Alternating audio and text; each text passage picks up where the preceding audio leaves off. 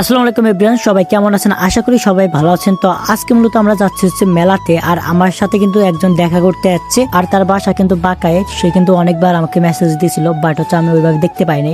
But আজকে যেহেতু দেখলাম, পরে আমি মেসেজে রিপ্লাই দিলাম, পরে বলতেছে ভাই তোমার সাথে দেখা করবো হ্যান ত্যান।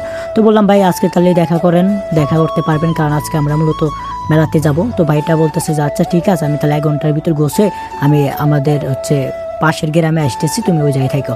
আমি বললাম যে ওকে ঠিক আছে ফাইন, আপনি চলে আসি। আর আজকে কিন্তু আমরা হচ্ছে ভবানীপুর মেলাতে যাচ্ছি, আর আজকে কিন্তু 3টা বাইক নিয়ে যাচ্ছি, আর আমরা অনেক কয়জনই আছি, আর আমার বাইকে কিন্তু 3 জন যাইতেছি।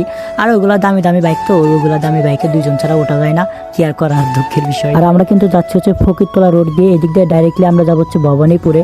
এই রাস্তাটা অনেক সুন্দর লাগে, কারণ সামনে হচ্ছে কোম্পানি, তো কোম্পানি দেখতে কিন্তু অনেক ভালো লাগে। তো দেখেন অলরেডি কিন্তু আমি আমার সাথে যে দেখা করতে যাচ্ছে তার গাড়িতে আমার ছোট বাইকে তুলে দিচ্ছি, মানে সৌরভকে, এবং সামনে একটা গাড়ি আছে আর পিছনে তো আমি চালাচ্ছি, এবং ক্যামেরাম্যান কিন্তু শুভ, এবং হচ্ছে আমার সামনে হচ্ছে হলো রিপন আছে। আর আমাদের পাশের গ্রামে বাইখোলা নামের গ্রামের কিন্তু জাহিদ আছে, যে আমার বেস্ট ফ্রেন্ড। তো যাই হোক, কথা বলতে বলতে কিন্তু অলরেডি চলে যাচ্ছে আমরা ভবানীপুর মেলাতে। দেখেন মেলাটা কিন্তু শেষ হয়ে গেছে।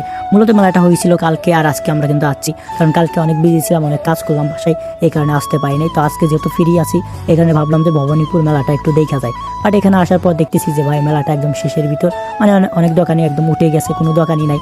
কিছু কিছু দোকান আছে যেগুলো দোকানে মাল গোছাচ্ছে, মানে এখন চলে যাবে এরকম অবস্থা। আর এই মেলাতে আসার কারণ হচ্ছে আমার বেস্ট ফ্রেন্ড একটা ব্রেসলেট কিনবে, এবং আমার ছোট ভাই একটা চশমা কিনবে। যেহেতু মেলা হচ্ছে, তো এখানে কিন্তু সব প্রকারের চশমা এবং ব্রেসলেট পাওয়া যায়। আর আমরা কিন্তু এই মেলাতে এসে ভালো মানের কোনো চশমাও পাচ্ছি না, এবং ব্রেসলেটও পাচ্ছি না, এবং দামে কিন্তু মিলতেছে না। এখানে হিউজ পরিমাণ দাম চাচ্ছে তারা, তবে দাম কোনো মিটার না। বাট যদি মনের মতন চশমা হয় বা মনের মতন ব্রেসলেট হয়, অবশ্যই আমরা কিনবো। বাট হচ্ছে ভালো মানের এবং পছন্দের কোনো ব্রেসলেট এবং চশমা কিন্তু আমরা পাচ্ছি না, এই কারণে আমরা খুঁজতেছি যে আর কোনো দোকান আছে কিনা এখানে। আর এই ভবানীপুর মেলাতে কিন্তু অনেক পরিমাণ মানুষ হয়, বাট হচ্ছে আজকে যেহেতু মেলা শেষ, আর তেমন কোনো মানুষ নাই।